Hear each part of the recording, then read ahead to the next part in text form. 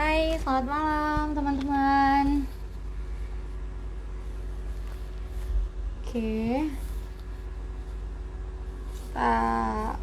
selamat datang. Kita akan bergabung sama Dokter Andreas hari ini. Sebentar ya.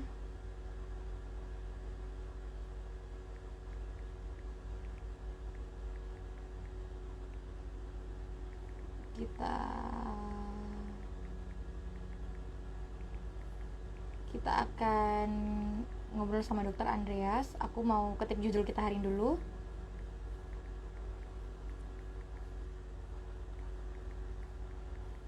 Bentar ya teman-teman.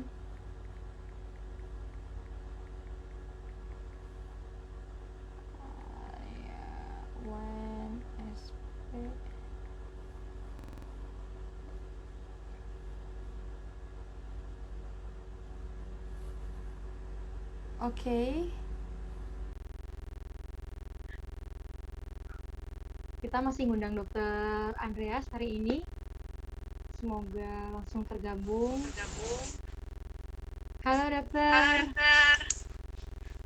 Halo Mbak Ivo. Iya. Selamat malam dok. Malam Mbak Ivo. Ya, kita tes audio dulu ya dok. Apakah suaranya oke?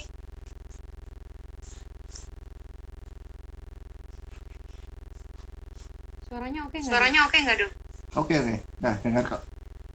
Oke ya dok.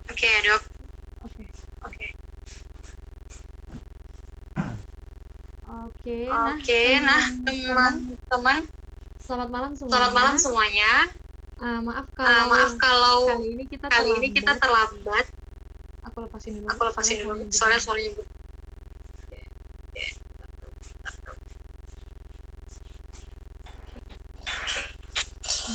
Ibu udah kedengeran belum dok?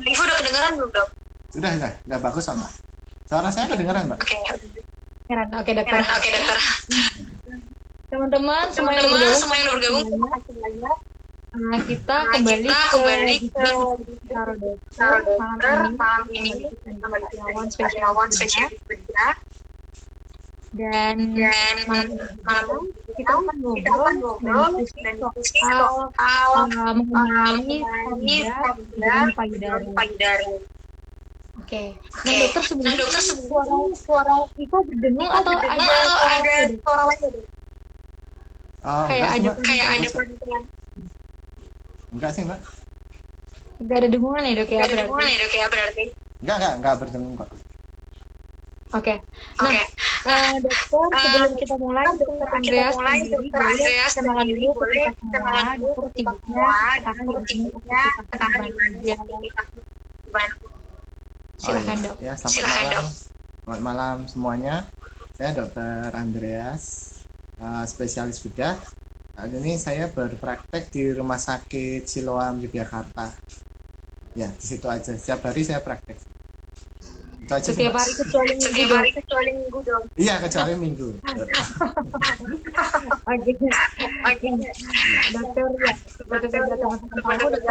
tahu prakteknya di Siloam itu. Nah, kita akan langsung aja dokter. Untuk pertama kali dokter didik dokter spesialis bedah. Tapi sebelum itu kita pengen tahu nih dok, sebenarnya dokter spesialis bedah itu biasanya menangani soal apa aja ya dok? Kalau untuk dokter bedah sendiri sebenarnya terbagi ada sub-subnya juga sih Mbak. Kalau saya kan dokter bedah yang bedah umum ya Mbak. Jadi saya menangani hampir semua kasus kecuali ada dokter bedah yang khusus sendiri, misalnya persoalan patah tulang gitu. Jika di rumah sakitnya ada dokter spesialis tulang ya saya berikan ke dokter spesialis tulang gitu Mbak. Sebenarnya semua kasus, terutama yang emergensi sih Mbak. Terutama yang emergensi pasti akan ke dokter bedah dulu. Berarti biasanya dokter banyak hal spesialis tindakan emergensi pada umumnya pasti biasanya ditangani oleh dokter bedah dulu gitu ya dok. Iya benar Mbak. Oke. Nah, karena banyak banget yang bisa dibahas yang bisa sama dibahas spesialis sama bedah, spesialis bedah, dan kebetulan kebetulan followersnya followersnya saya kebanyakan saya kebanyakan perempuan, perempuan, Oh jadi iya. kita jadi tahu kita tahu bahas langsung dari bahas kayak langsung dari kayak mengenali mengenali benjolan di benjolan di payudara. Nah, payudara. terus Nah, terus langsung aja deh, langsung aja deh apa ke sih benjolan di apakah benjolan payudara di itu payudara hanya itu terjadi hanya pada terjadi perempuan pada atau bisa perempuan terjadi atau bisa sama terjadi laki-laki sama juga, Dok? laki-laki juga, Dok? Sebenarnya kalau kita bilang konsep payudara itu sebenarnya laki-laki dan perempuan kan punya payudara ya. Cuma Heeh.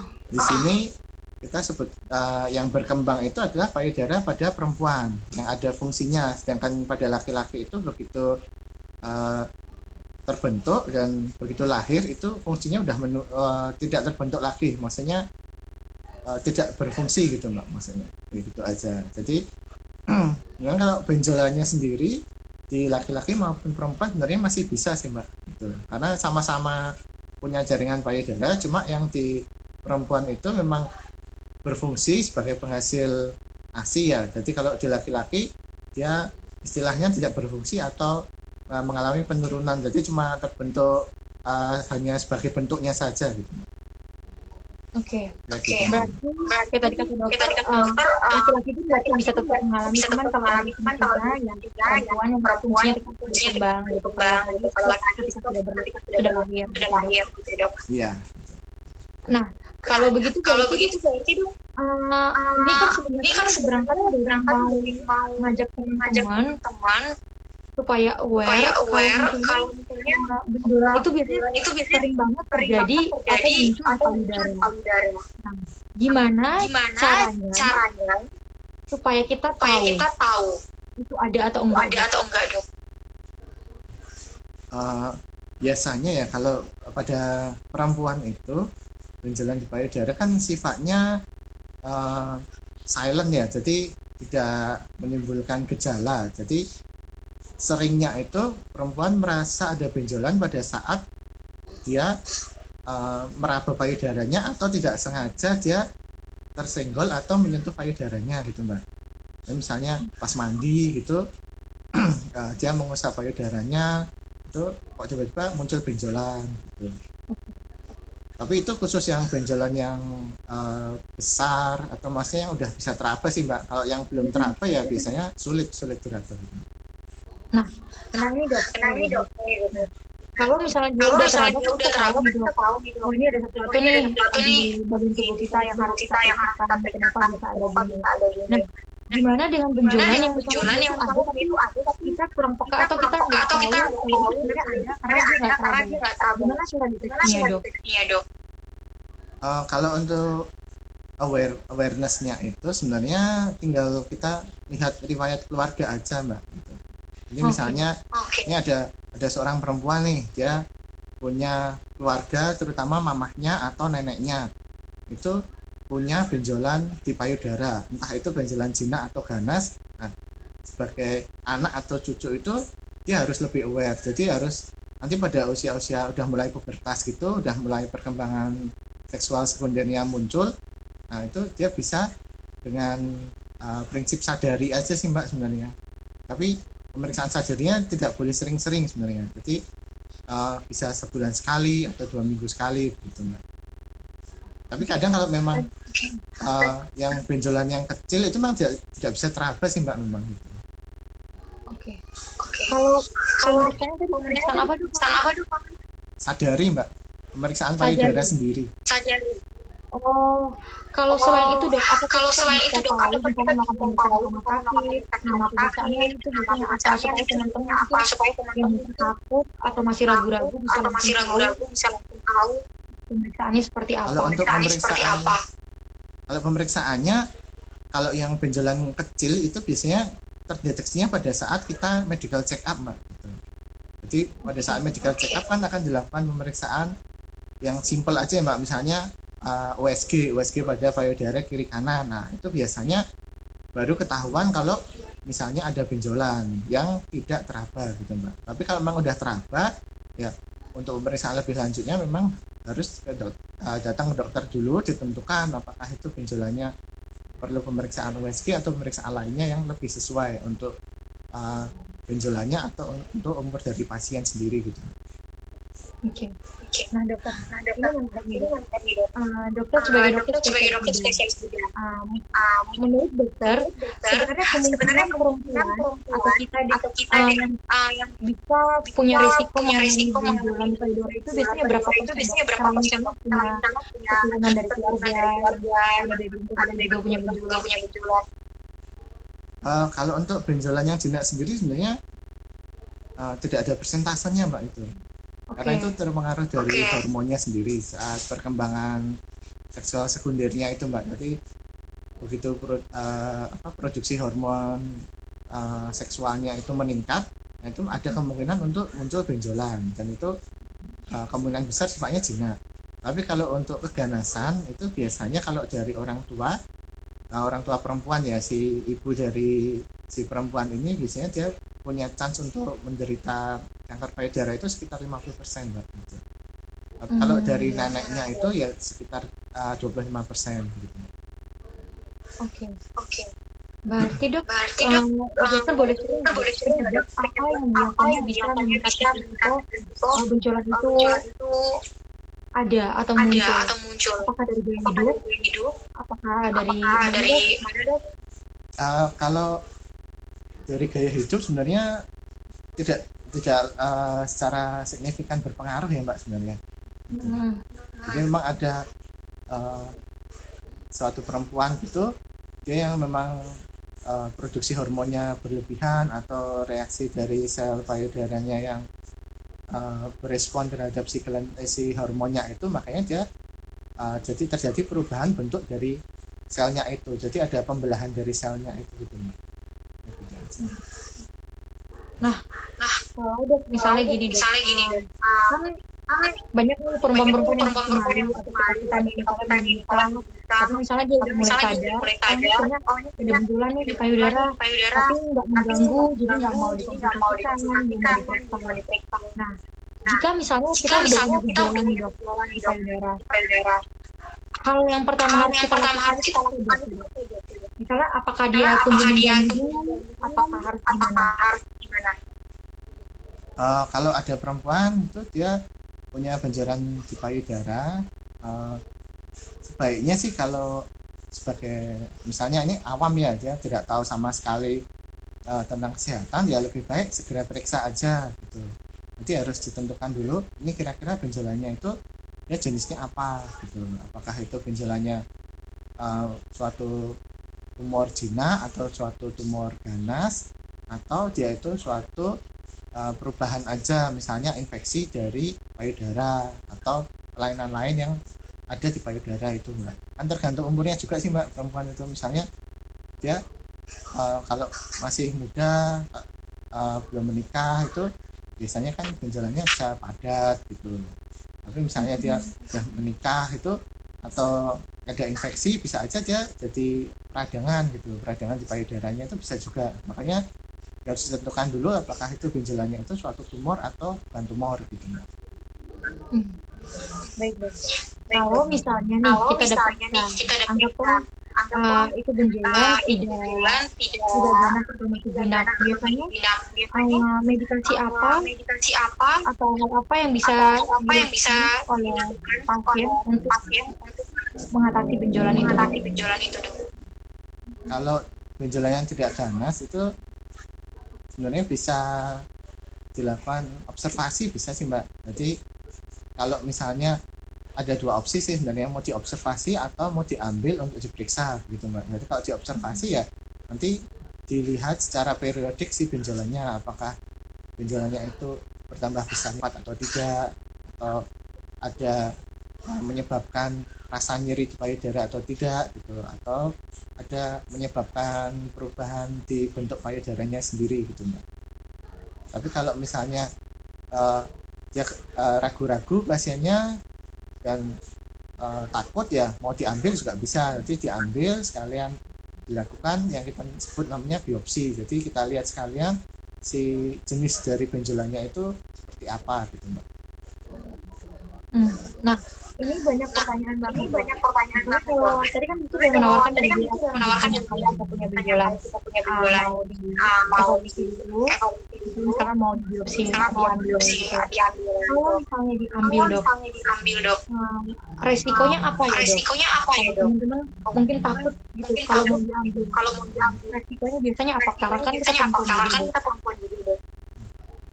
Ya Mbak, jadi kalau misalnya mau diambil, sebenarnya risikonya apa ya? Sebenarnya nggak ada sih Mbak risikonya, karena kan memang kita fokusnya cuma mengambil yang benjolan yang jaringan payudaranya udah berubah sifatnya itu Mbak, misalnya jadi tumor atau mungkin suatu kista atau peradangan gitu.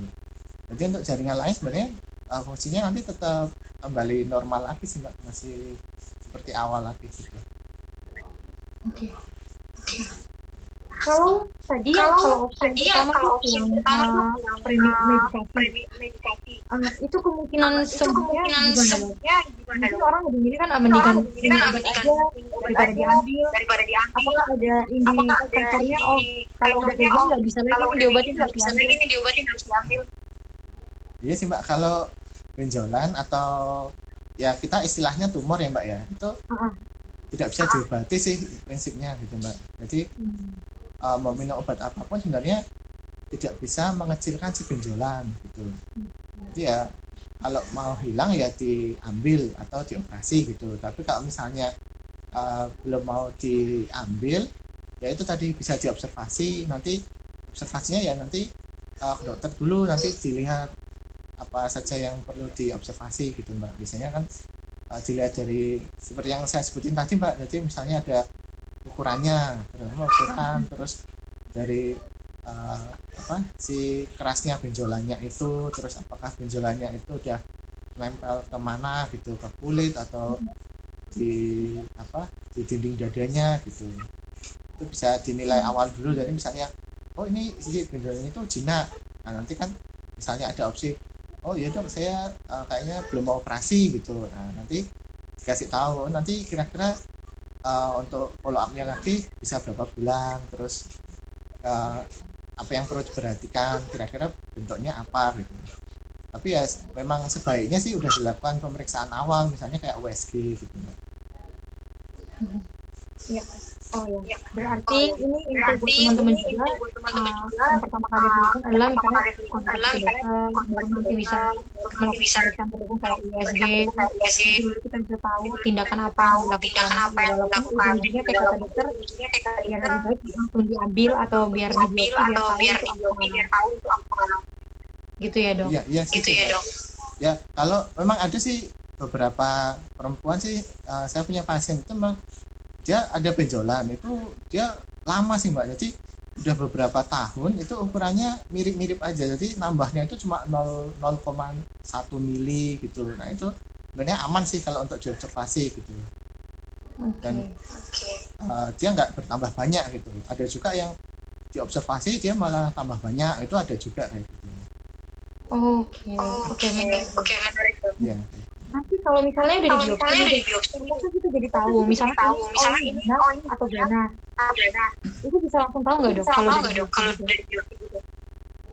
Bisa sih Mbak, kalau dibiopsi kan nanti langsung diambil benjolannya, terus dilakukan pemeriksaan dari si selnya sendiri tuh Mbak. Jadi selnya akan dilakukan pemeriksaan di bawah mikroskop gitu, nanti dilihat apakah si bentuk selnya itu masih sama dengan sel normal payudara lainnya atau dia ada perubahan dari struktur inti selnya itu Mbak. Jadi kalau misalnya masih sama ya berarti dia jinak. Nah, oke. Kalau misalnya itu nggak jinak, biasanya apa yang harus dilakukan atau apa tindakan selanjutnya dok? Nah, gimana Mbak? Kalau misalnya setelah dibiopsi itu ganas dok, misalnya itu ganas, biasanya apa yang dilakukan atau tindakan selanjutnya biasanya apa dok? Kalau misalnya dari biopsinya itu didapatkan hasil ada sel ganasnya, itu tindakannya macam-macam sih Mbak, tergantung besarnya benjolan sih. Kalau di bedah tumor itu pilihannya bisa macam-macam. pertama bisa diambil payudaranya semua yang sebelah yang ada sel ganasnya, bisa ambil dibersihkan, di kelenjar yang di ketiaknya itu dibersihkan sekalian bisa, atau bisa dilakukan kita sebutnya itu konservasi payudara gitu. Jadi di bekas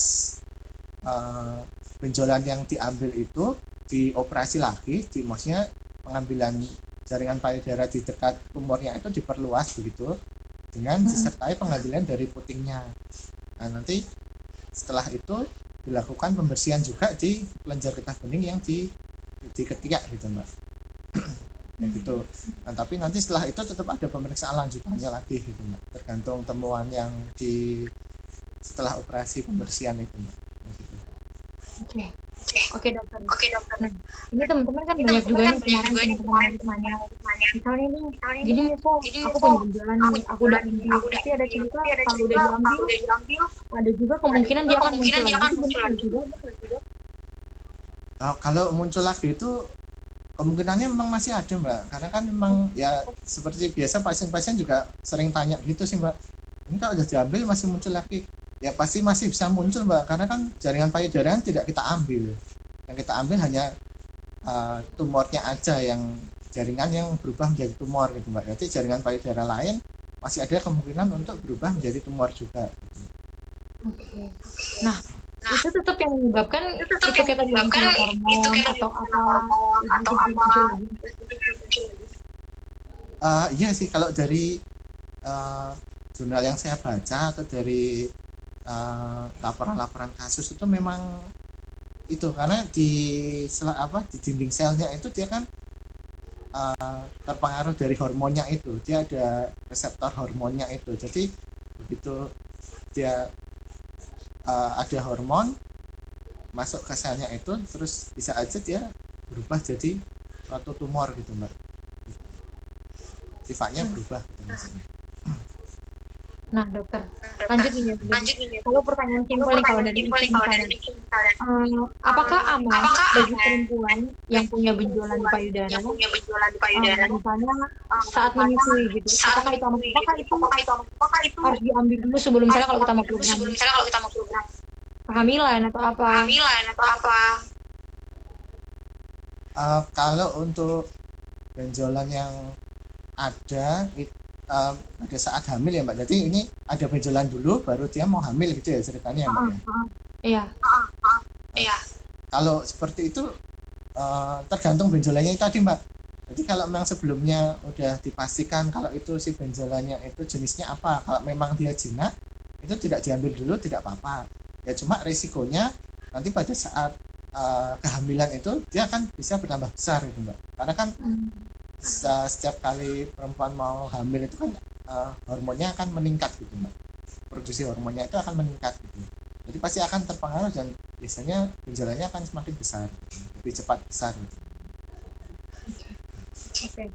Berarti tadi kesimpulannya tadi dari awal itu kalau kemungkinan besar perempuan bisa benjolan di payudara itu adalah dari background keluarga ya dok. Ibu menemukan 50% ke anak, kalau nenek menemukan 50% ke cucu gitu dok. Ya itu kalau yang ganas Mbak. Kalau yang ganas. Ya. Berarti ya tetap karena itu diturunkan ya Mbak ya kalau ganasan itu Mbak gitu. Tapi kalau jinak belum tentu Mbak. Kalau jinak siapapun bisa risiko ya siapapun bisa, walaupun orang tuanya tidak ada benjolan, anaknya masih bisa ada benjolan. Oke dokter. Nah, dokter kamu boleh nggak pengalaman dokter sebagai dokter spesialis ada kasus yang boleh diceritain karena maksudnya itu biar teman-teman itu nggak takut, karena aku tahu itu banyak banget teman-teman yang takut ketika dia tahu punya benjolan, selama itu tidak mengganggu dia nggak mau konsultasi dokter, udah nggak apa-apa deh, padahal sebenarnya itu nggak boleh dibiarin ya dok, harus segera dihilangkan harusnya. Boleh ya dokter sharing supaya teman-teman itu mau lebih peduli atau aware gitu. Iya sih Mbak, kalau saya dari sisi medis sih sebenarnya kalau udah terdeteksi atau ada benjolan gitu, sebenarnya kan benjolan itu kan sesuatu yang seharusnya tidak ada di dalam tubuh gitu ya Mbak ya. Jadi memang seharusnya bukan seharusnya juga sih, sebaiknya memang diambil sih gitu. Jadi pertama kalau dia tumor, walaupun dia jinak tetap ada kemungkinan untuk dia membesar ya. Tuh. Pertama dia membesar, kedua dia pasti akan mengganggu jaringan-jaringan sehat sekitarnya gitu. Dan ketiga masih ada kemungkinan juga dari benjolan yang jinak itu nanti bisa berubah menjadi suatu keganasan gitu. Ya gitu Mbak. Jadi kalau untuk tindakan operasi sebenarnya tidak ada masalah sih mau benjolannya jinak atau ganas, itu lebih bagus dilakukan tindakan operasi yang sedini mungkin. Jadi misalnya diketahui benjolan, kadang ada benjolan juga yang jadi cuma benjolan aja tapi tidak ada keluhan, misalnya keluhan nyeri atau mengganggu aktivitas gitu, itu juga lebih baik diambil aja daripada nanti dibiarkan terus dia kalau udah membesar kan jaringan yang sehat sekitarnya juga terpengaruh juga gitu. Oke. Nah, ini benar banget kata dokter. Kalau dibiarkan ini itu sama dengan sehat sekitarnya. Nah, mungkin kata-kata ini bisa membuat teman-teman lebih berani kalau punya benjolan payudara untuk segera periksa karena nggak baik dibiarkan aja ya dok. Iya Mbak. Oke. Nah teman-teman kalau mau tanya boleh langsung tanya di kolom komentar. Kita akan jawab dulu pertanyaan yang udah masuk ya dokter. Iya Mbak. Kemarin udah masuk ke Instagram. Nah, tapi ini pada minta disamarkan semua nama-nama dulu, jadi kita samarkan ya dokter. Oh iya. Ini dari Mawar. Dari Mawar. Pertanyaannya dokter.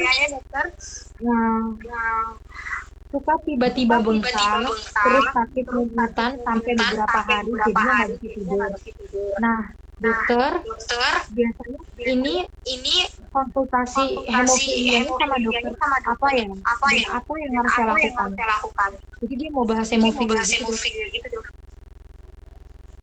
Maksudnya pasiennya si penanya ini ada penyakit hemofilia gitu ya? Ada hemofilia, jadi dia suka tiba-tiba bengkak, terus sakit, terus mutan sampai beberapa hari, jadi nggak bisa tidur. Itu nyutannya di mana ya Mbak? Nyut-nyutannya mana kadang di pundak, lutut, siku, kaki, kadang juga di jari. Suka di mana aja. Iya Mbak. Kalau gini, kalau masalah hemofilia sebenarnya lebih bagus tanyanya ke yang ini aja ya Mbak ya, ke penyakit dalam ya Mbak ya, biar lebih pas aja. Oke, berarti harus penyakit dalam ya dokter. Iya, lebih pas gitu. Kecuali dia misalnya pasien hemofilia dengan ada benjolan, nah benjolannya itu menyebabkan nyutan, itu masih masuk ranahnya bedah sih. Tapi kalau seputar hemofilianya, terus gejala-gejala atau yang sering dirasakan pada pasien hemofilia bisa ditanyakan ke penyakit dalam langsung aja gitu. Biar lebih pas maksudnya. Ya. Oke, nah ini Mawar boleh langsung konsultasi ke dokter penyakit dalam biar menjawab pertanyaannya. Oke, dokter ini lanjut dari Melati. Minta disamari juga. Kak tolong tanyain kalau dada suka nyeri sampai kadang gimana? Itu kenapa ya? Saya nggak nemu benjolan tapi bingung. Ini memang nggak benar meriksanya atau gimana? Apakah ini karena ada benjolan atau gimana ya dokter? Kalau masalah nyeri di dada itu tergantung sih Mbak, tergantung itunya sih. Jadi nyeri kan bisa disebabkan macam-macam ya Mbak ya. Jadi nyeri di dadanya itu apakah dari jaringan payudaranya atau di rongga dadanya atau di dalamnya juga bisa begitu Mbak. Jadi harus dipastikan dulu memang apakah itu nyerinya. Biasanya kalau nyeri payudara itu dia lebih terlokalisir. Jadi misalnya kita bisa menyebutkan titiknya di mana nyerinya, itu biasanya sih Mbak gitu. Tapi kalau nyerinya menjalar kemungkinan itu dari organ dalam sih Mbak, kayak gitu aja. Berarti tetap kemungkinan besar ini ini dari organ dalam dan organ dalam maksudnya disebut dalam dok. dalam dok. Ya kemungkinan karena kalau disebutkan dibilang saya punya nyeri dada, nah itu kemungkinannya masih banyak sekali begitu. Jadi kecuali dia bisa menyebutkan spesifik misalnya oh kok di payudaranya aja atau di sekitar payudara atau misalnya nyerinya itu berhubungan sama menstruasi atau pas aktivitas yang mempengaruhi gerakan-gerakan dari payudara itu mungkin bisa dari payudara, tapi kalau nyerinya tidak spesifik itu masih banyak Mbak kemungkinan penyakitnya gitu. Jadi nggak mesti karena maksudnya ya misalnya kita ada nyeri di dada, jangan sampai kita terus tiba-tiba mencari-cari apakah ada gejala payudara atau tidak gitu Mbak maksudnya. Jadi nggak usah dicari-cari, kalau memang ada ya dia ada gitu. Jadi kalau emang nggak ada jangan dicari. Iya. Berarti ini mungkin misalnya memang ke penyakit dalam ya dok ya kalau gejalanya kayak gini. Ya kemungkinannya masih bisa ke arah situ gitu. Oke. Nah, ini pertanyaan dari nama samarnya apa yang ganti jadi? Nama dari Pelangi ya dok. Jadi, Ya. malam dokter, saya mau tanya. Saya punya benjolan di anus saya dan sudah setiap kali. Umur saya masih 24 tahun. Nah, biasanya apa ya dokter solusi terbaik yang harus saya lakukan? Mohon informasinya dok. Gimana? Benjolan di mana tadi Mbak? Di luar anus. Benjolan di luar anus ya?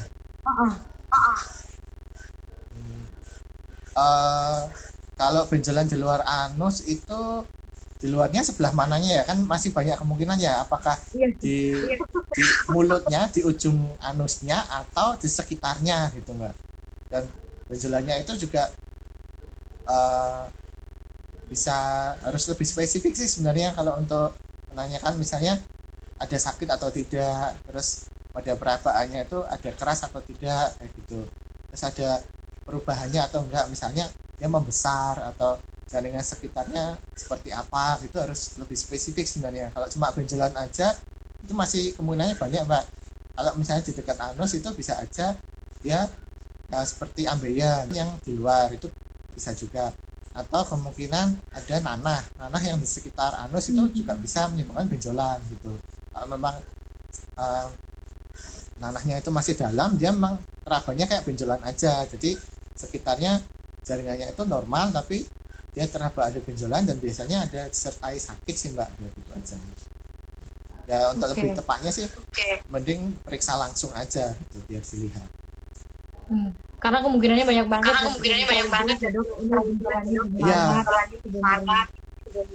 Iya, kalau disebutkan benjolan di sekitar lubang anus itu masih banyak soalnya kayak gitu, apalagi cewek kan masih banyak kemungkinannya. Iya.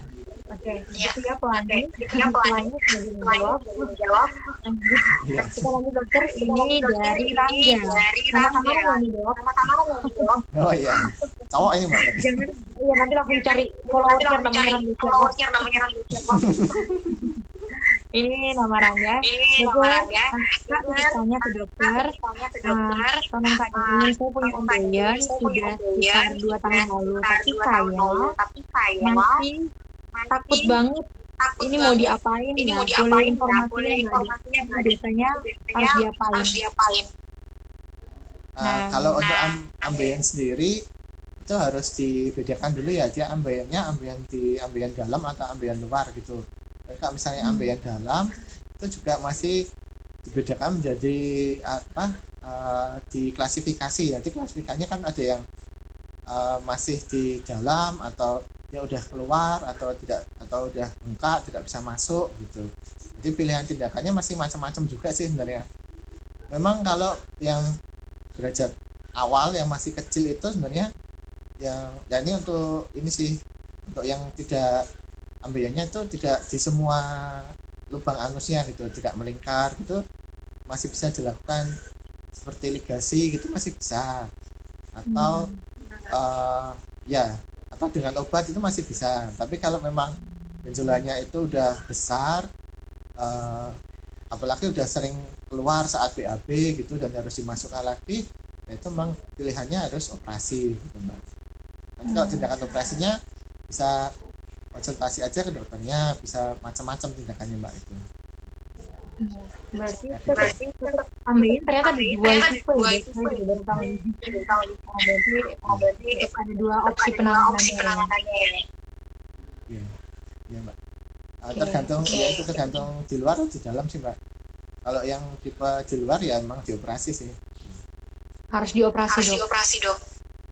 Sebenarnya nggak harus sih Mbak, tergantung besar kecilnya. Kalau masih derajat awal itu masih bisa dengan perubahan pola hidup. Jadi misalnya konsumsi tinggi serat atau BAB-nya tidak mengejar gitu Mbak. Nanti BAB tepat waktu atau tetap di program, jadi tiap hari minimal 1 kali gitu. Jadi kalau pagi ya pagi terus gitu.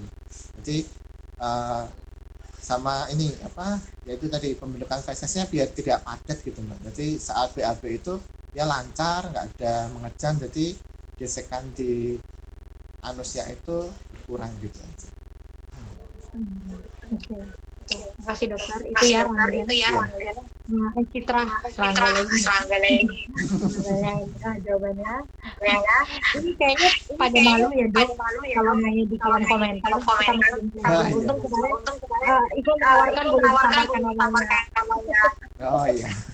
Ya sih kalau langsung ke dokter Andrea saja. Iya. Biasanya gitu kalau menyangkut payudara gitu pasti tanyanya udah ragu-ragu mau tanya.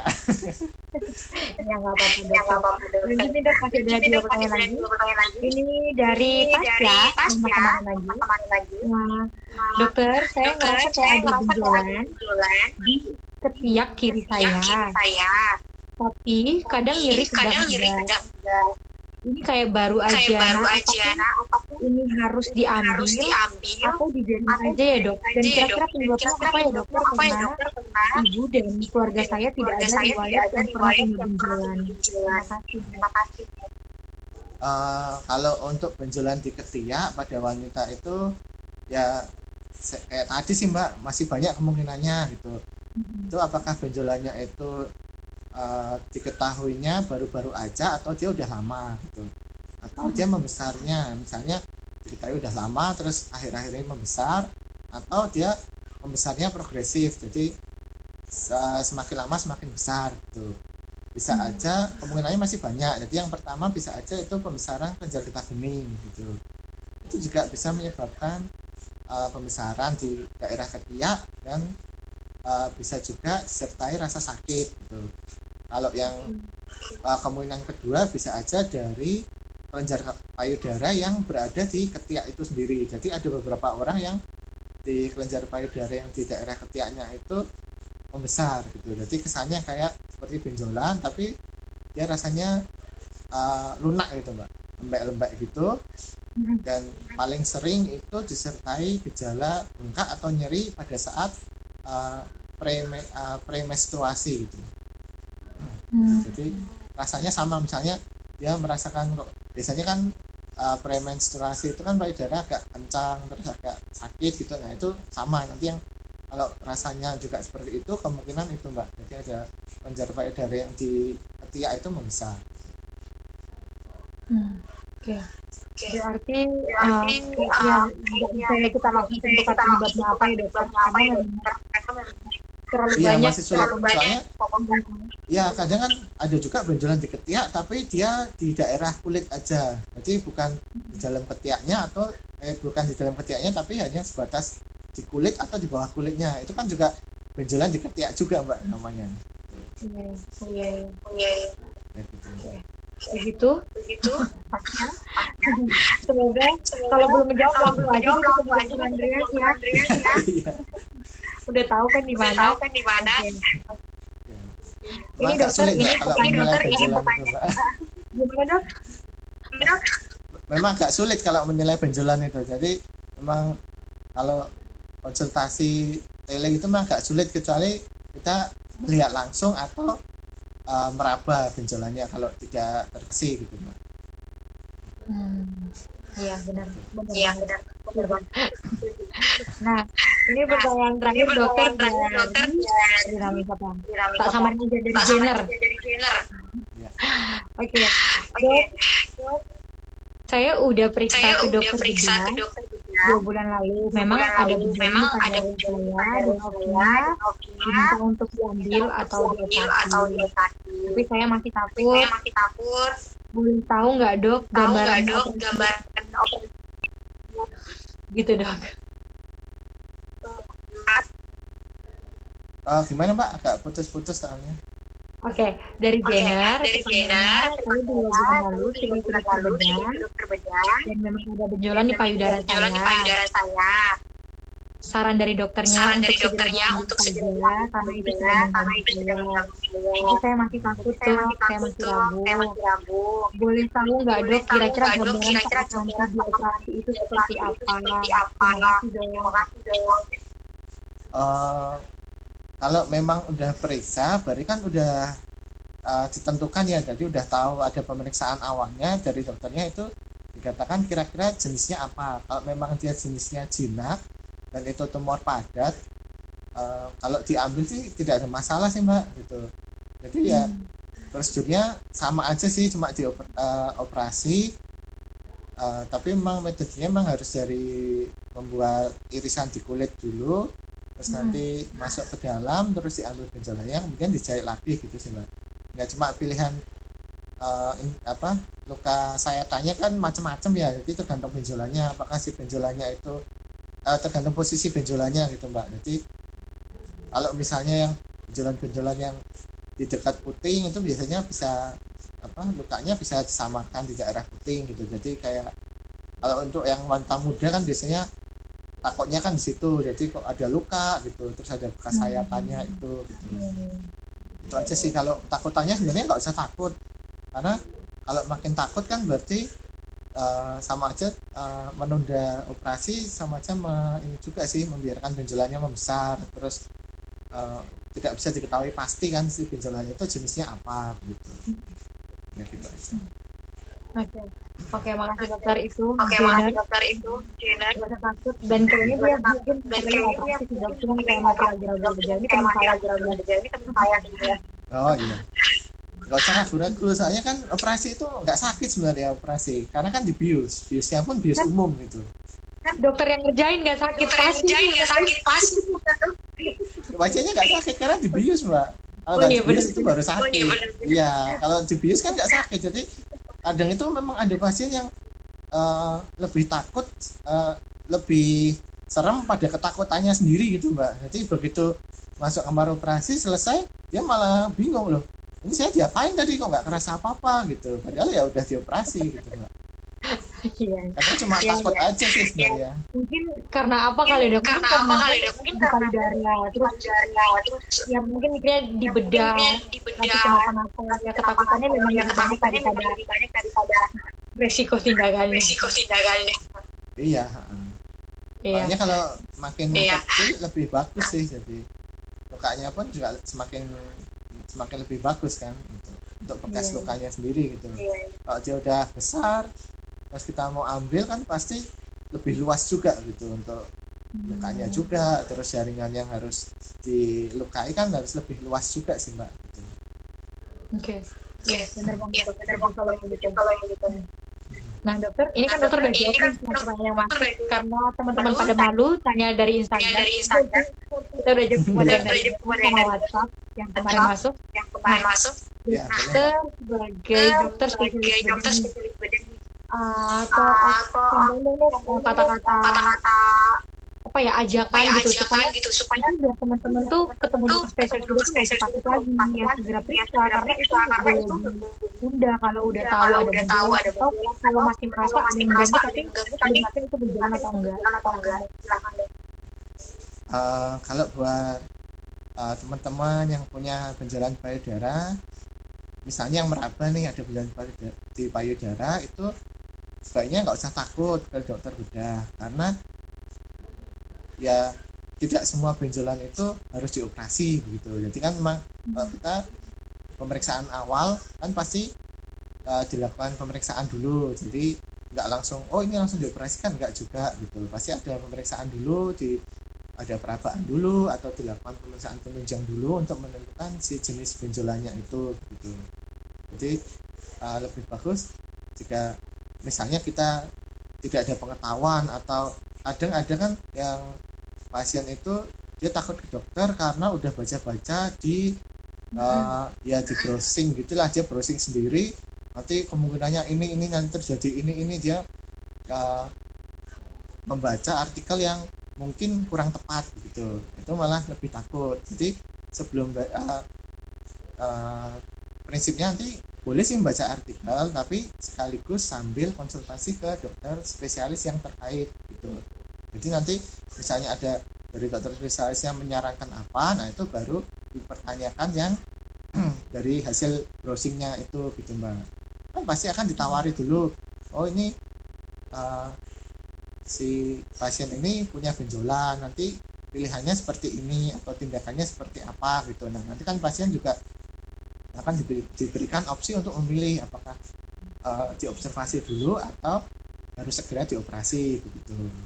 Nah, gitu aja sih Mbak. Oke.